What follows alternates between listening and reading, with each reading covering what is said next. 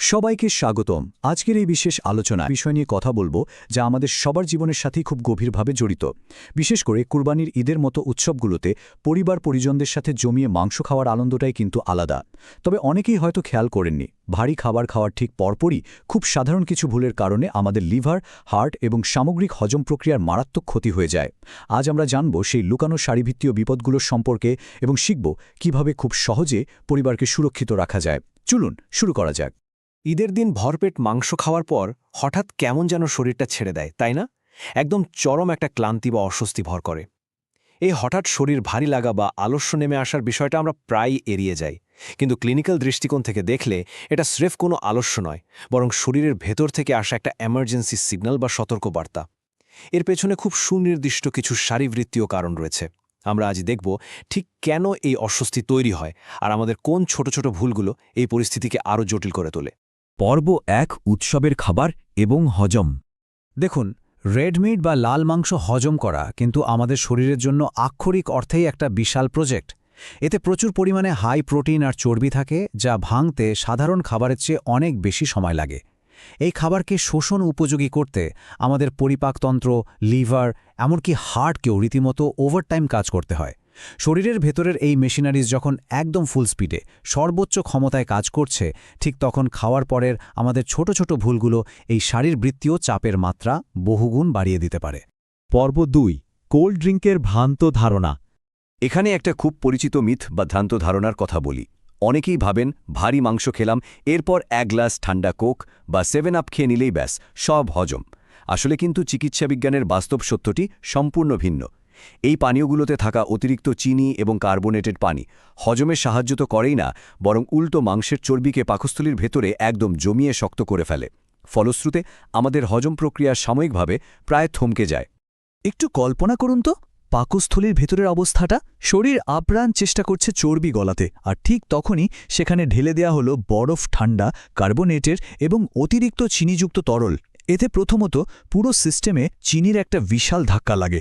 দ্বিতীয়ত, কার্বোনেটেড পানি পশুর চর্বিকে আক্ষরিক অর্থেই পাকস্থলীতে জমিয়ে কঠিন করে দেয়। আর তৃতীয়ত, গ্যাস্ট্রিক এমটিং মানে খাবার হজম হয়ে পাকস্থলী খালি হওয়ার যে স্বাভাবিক প্রক্রিয়া, সেটি মারাত্মকভাবে ধীর হয়ে যায়। একটু স্বস্তি খুঁজতে গিয়ে আমরা কিন্তু শরীরকে আরও বড় বিপদে ফেলে দিচ্ছি। পর্ব ৩, অ্যাসিড রিফ্লাক্স এবং ঘুম। এই সমস্যাটি বুঝতে হলে ক্লিনিক্যাল ভাষায় যাকে অ্যাসিড রিফ্লাক্স বলে সে সম্পর্কে একটু জানতে হবে।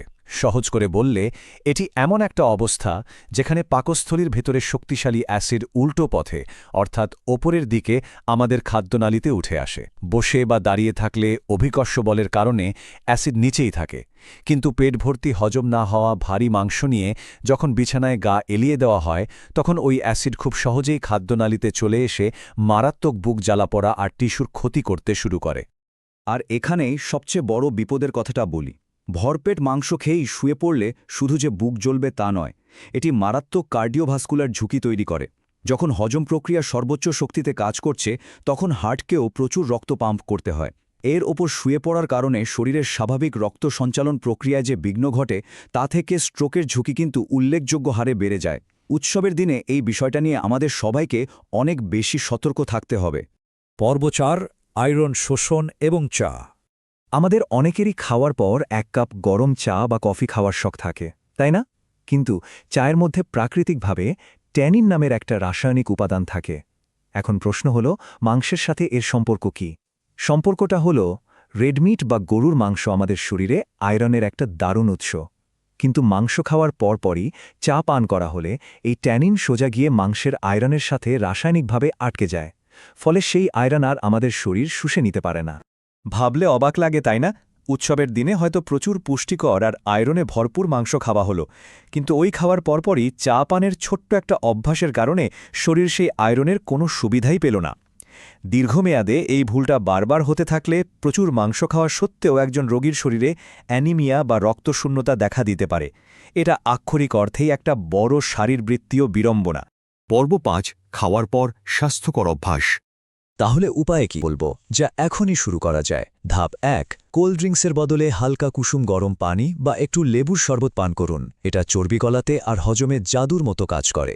ধাপ 2, খাওয়ার পর অন্তত 30 মিনিট সোজা হয়ে বসুন বা ঘরের ভেতরেই হালকা হাঁটাহাঁটি করুন। ভুলেও সাথে সাথে শুয়ে পড়বেন না, এতে অ্যাসিড রিফ্লাক্স আর স্ট্রোকের ঝুঁকি কমবে। আর ধাপ 3, চা বা কফি খেতে চাইলে অন্তত 1 ঘন্টা অপেক্ষা করুন, যাতে শরীর আয়রনটা ঠিকমতো শোষে নেওয়ার সময় পায়। খুব সহজ, তাই না? স্ক্রিনের এই চার্টটা একটু খেয়াল করুন। এটা মূলত সবার জন্য একটা দারুণ quick reference guide. Cold drinks খেলে চর্বি জমে যায়, তাই এর বদলে কুসুম গরম বা লেবুর পানি বেছে নিতে হবে। সাথে সাথে ঘুমালে অ্যাসিড রিফ্লাক্স আর স্ট্রোকের ঝুঁকি বাড়ে, তাই অন্তত 30 মিনিট সোজা হয়ে বসতে হবে। আর সাথে সাথে চা বা কফি খেলে যেহেতু আয়রন শোষণে বাধা পড়ে, তাই অন্তত 1 ঘন্টা অপেক্ষা করতে হবে। এই ছোট্ট ছকটা মাথায় রাখলে উৎসবের ভারী খাবারের পরেও ভেতরের অঙ্গগুলোকে সুস্থ রাখা একদম সহজ হয়ে যাবে। আমরা একদম শেষ পর্যায়ে চলে এসেছি। যাওয়ার আগে একটা কথা খুব জোর দিয়ে বলতে চাই, উৎসব মানে আনন্দ, আর সুস্থতা ছাড়া কোনো আনন্দই সম্পূর্ণ হয় না।